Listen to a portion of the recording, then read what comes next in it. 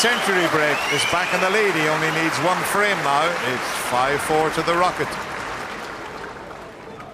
And Ronnie completed victory over what was an extremely tough opponent by following that century with a superb break of 76 in the next to seal his place in the quarter-finals, where the 4-times Masters champion will now face Peter Ebdon. Obviously he was struggling a little bit with his long game, but and he'll never sort of really say he was happy with how he played, because you know, he misses so many long balls now. His safety and his scoring is what's getting him through at the moment. I'm kind of handicapped out there. I'm not playing the killer shot enough. You know, there's a killer shot that you play, and a couple of times I've done it today and it felt great, but I'm not doing it on a consistent enough basis where you play that one shot which opens the frame up, puts your opponent in trouble, and bang, you get an easy opportunity, or you pot a good long ball. They're the killer shots, and I'm just not finding them regular enough. So to today's other last 16 clash between world number 15 Mark Williams and Ali Carter, a player whose fortunes have soared in recent seasons, and he's now firmly established amongst snooker's elite. Ladies and gentlemen, this is your captain speaking.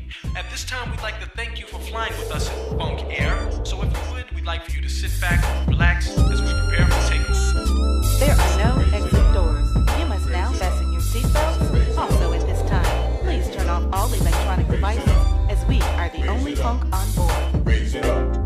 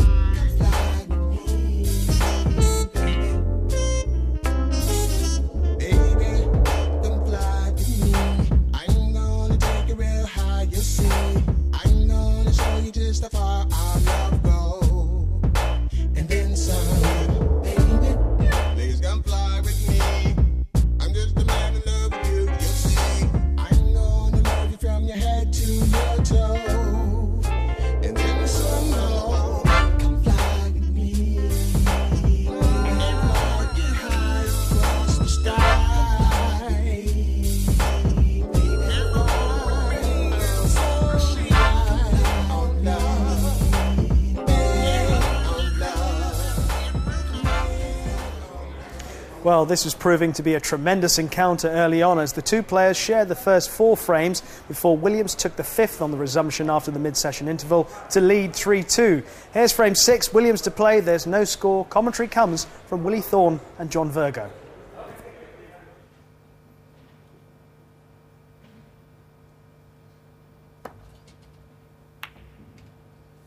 Too thick, caught the blue.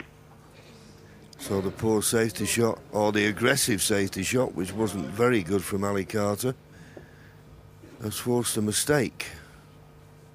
There is this red that goes to the right corner, but he's using the rest. And he'll have to do a little bit with the cue ball.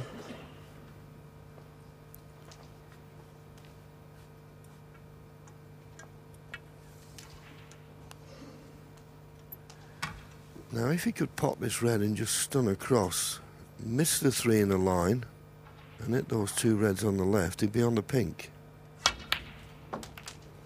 Played it perfectly. Yeah, good call, John. That he did play it perfectly as well, and that one shot now giving him a chance to score heavily. The black available into at least one of the top pockets. Very soon will be 2. John's line absolutely perfect there to make it a chance to win the frame at 1 visit and get level again at 3-all.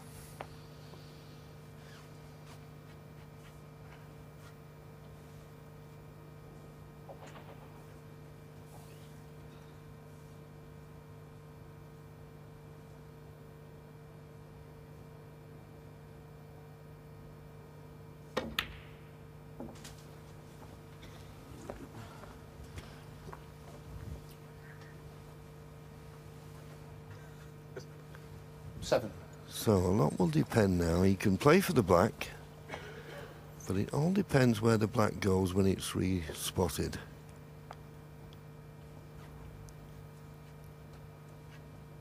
You wouldn't think, well, he might be able to play for the pink. There might be enough room for the pink to go into. Oh, there is. You can see that quite clearly. 8.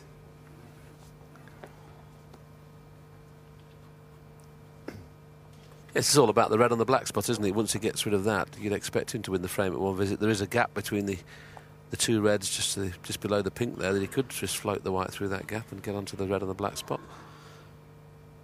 Depends whether he feels he's got the perfect angle to do that. That's what he's played, and now that one shot has given him a chance now with pink and black in open play. Yes, he's just not straight enough on this red, but it does clear the black spot for later. You can't play for the black off this red now, so personally I'd be thinking about playing for the brown. I think you're more guaranteed to get a nice angle on the brown than the blue.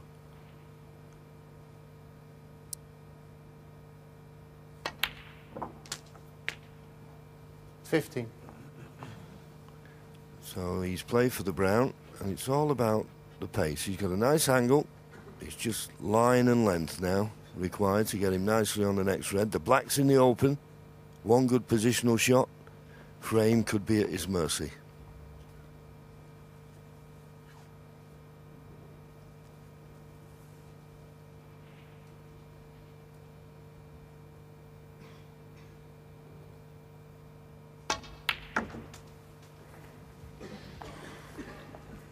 That's one of those shots, when John mentioned it's all about the pace, you always play that shot in a position to play for more than one red.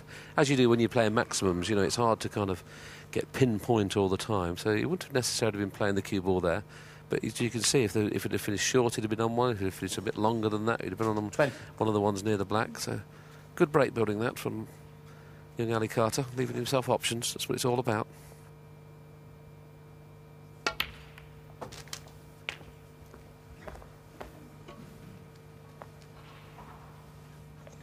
Well, first glance, has he covered these two reds up? I think the bottom one of the two will pot, but he certainly didn't play to leave them that close. Sure. He's okay, though. Yeah, he's just got to do a little bit with the cue ball here. I think he may have to stun round the back of the black and play for the black in the same pocket as the red. I don't think he's got an angle where he can just drop in and hold for the black. So a little stun round the back of the black. Shouldn't be a problem. Oh, well, he could hold it.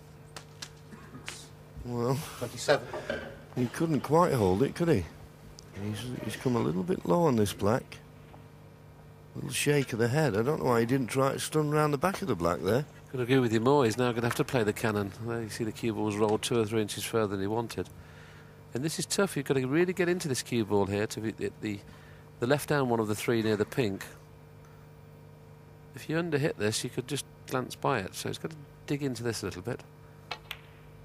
Well, he's dug into it too much. He's really got a hold of that. He's still got a pot on, but he's lost position. 34. Yeah, that's the shot he played, the one I suggested. This is what Hawkeye would have done. Well played, Hawkeye. Finished a bit straight on the black, though, didn't he? I'd have left myself an angle. Hawkeye, yeah, well, he'd have found an alternative, wouldn't he? Anyway, the red went in, but the cue ball's starting to travel a little bit more now, and he's a little bit straighter on this brown than he would have liked. The next couple of positional shots are key now, you would think, to this frame.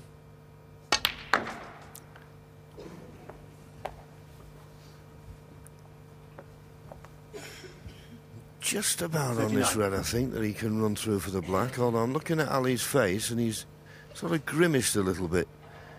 This always amazes me when people talk how they play in practice. Now, in practice, you'd play this pot here with a tracer left-hand side, wouldn't you, to come on the black, but you don't want to do it on these cloths, so he's going back up the table for brown or blue.